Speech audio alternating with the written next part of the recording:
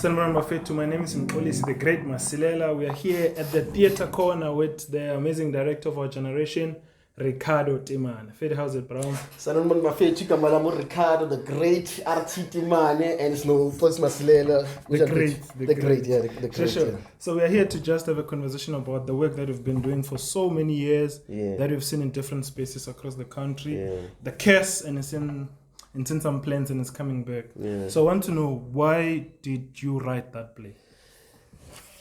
I was basically inspired by the hidden stories that happen behind household. It's a fiction play, but it takes its truth from what happens between families that are betraying each other. You know, brothers, sisters, mothers, and girlfriend and boyfriend, or husband and wife. That's why I was inspired by that, because I was actually taking it from the things that were happening in the household that I was growing up under. So I took 1, 2, 3, 4, 5 and I combined them, but I said I'm going to make it a fiction inspired by references from shows that are outside the country, your sci-fi movies. Sure. I mean, it's a brilliant piece of work, and also there's a sense of Macbeth in it. There's a sense of a bit of Othello in it, but you made a choice of not using.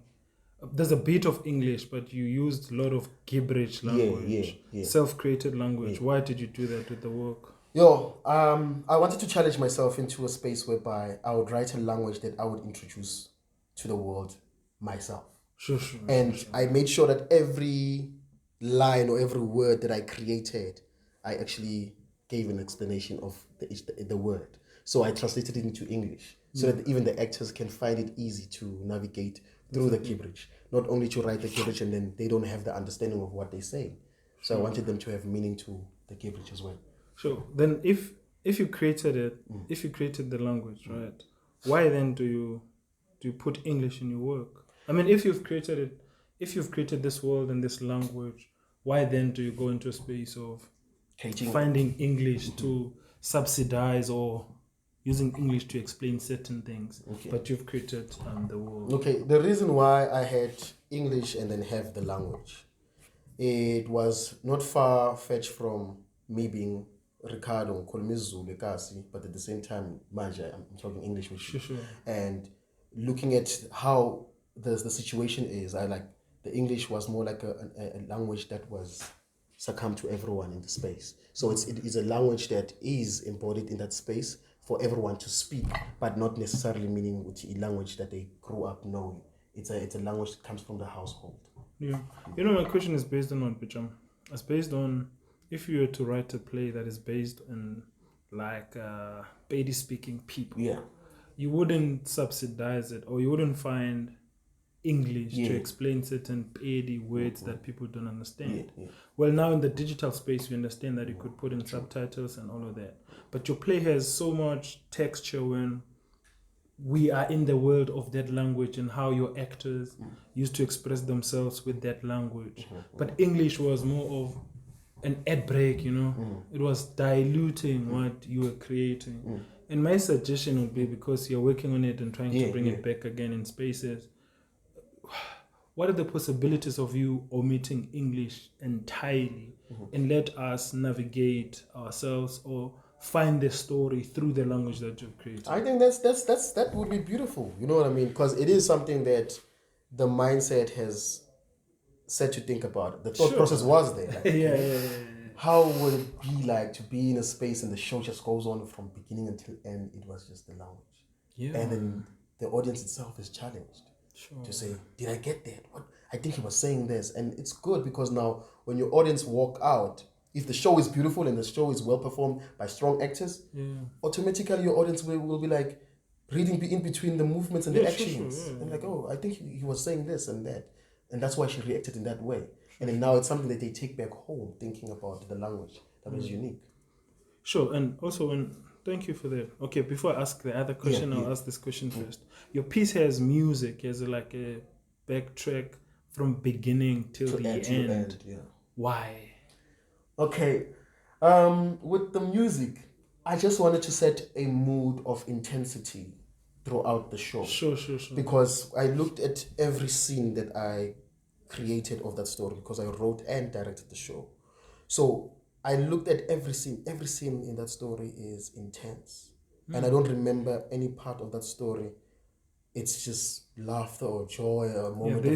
It's just tense throughout. Yeah. And for me, the music becomes a behind attraction to, it's more like a style of saying, I want to hook my audience through this sound. Even when they leave, they just have to be hooked by that sound. That is intense. Yeah. You know what I mean? So I just wanted that to use it as a style that attracts my audience with the intensity of the directing.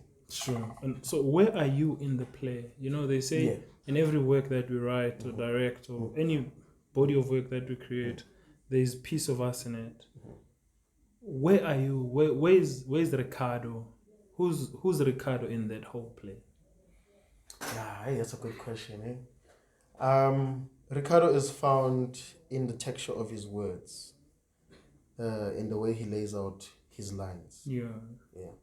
And I think my English, the way I write my English, it's different. I've heard so many people say, you know, every time when we watch your shows, there's this English that you don't speak. Yeah, that I don't speak, but it's there in your show. You're right. And I can identify that this is Riccardo's work. Yeah. So I think it's in the lines, the way I write my lines. Yeah.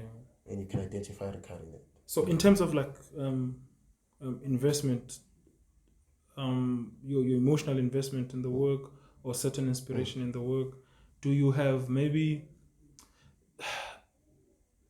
the fight in the play, the brothers fighting for a throne, somebody killing their own babies?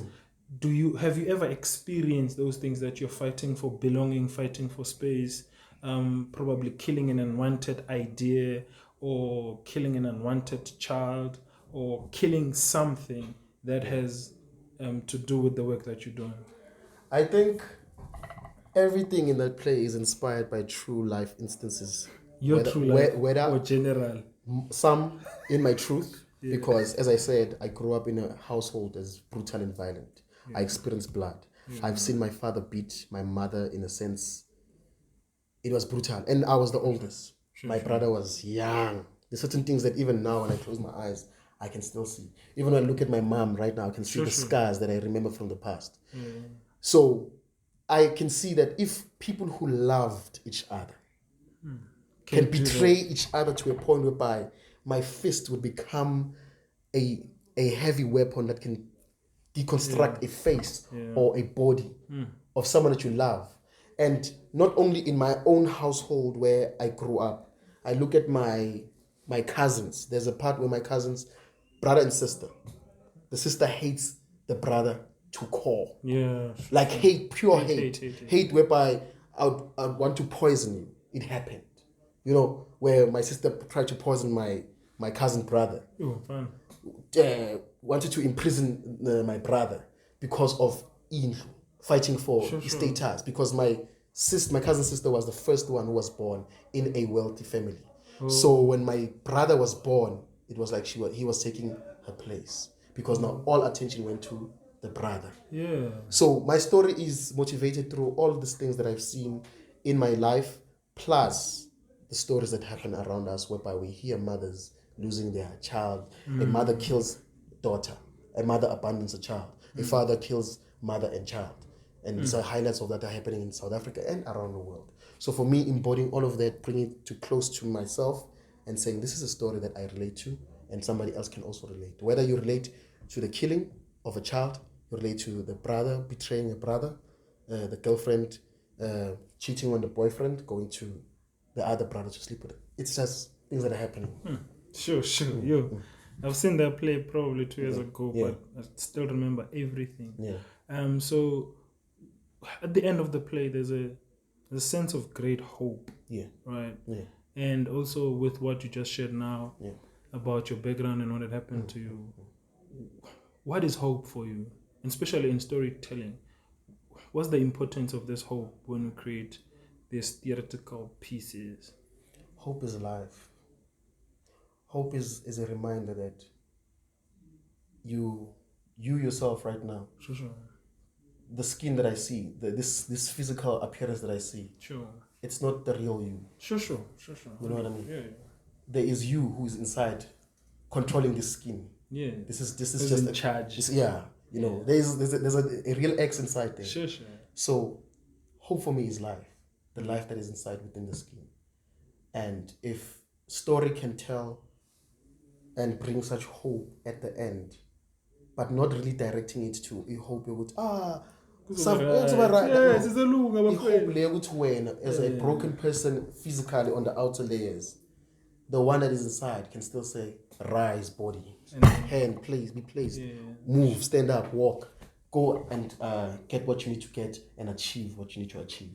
So for me, that is the spiritual hope that I'm focused on. Yeah, last thing. Okay, second last thing. Okay. Yeah. What's your knowledge around Ubtagat? End of your Tagat, Sagla play up, Kunalo Kokolo, Oza, Wimpa, Kuka. Like, what's your knowledge? What inspires such writings? Well, I would say X is I'm inspired by sci-fi works. Marlasi sci-fi layer, we are years late. When are going? From where? From a kaya. What do you mean? No, for me it's a matter of it's an inspiration of looking at sci-fi movies and you know, you're like, hey man. In sci-fi 8. Hey, to very it's umuntu uzokubona lo gogo uzothi ubuthakathi. Yeah. But when you look at ugogo America, Oshay, you know, in the powers, you know, it's magic.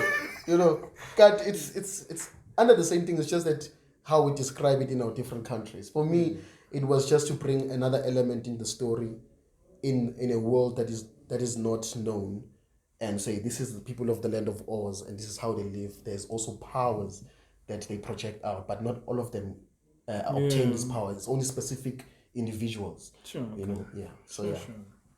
Yeah. Lastly, when can we expect to see the work? Oh, goodness gracious, God help me. Honestly speaking, dog.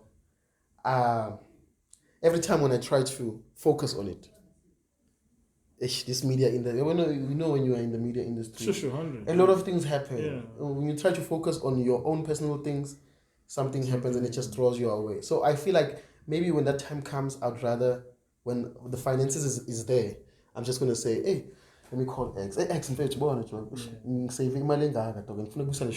are you able to direct the show for me?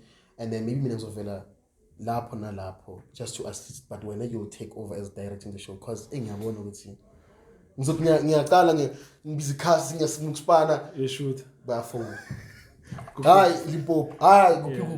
guest appearance or MC or basically shoot. So I'm like, okay, this is not going to. I'm not sure when. I think what will determine is me acting and appointing someone and say, here's the finance. Can this happen? Oh, no, sure, sweet. Yes, I think that's the best way. Bro, hope to see it very soon.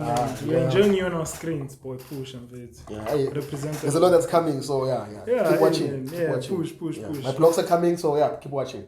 Oh yes, begin Buffett. Riccardo is coming on the screen. Riccardo Gatiman Buffett. Mxolisi Masilela. Second name is Ring Theatre. Yes.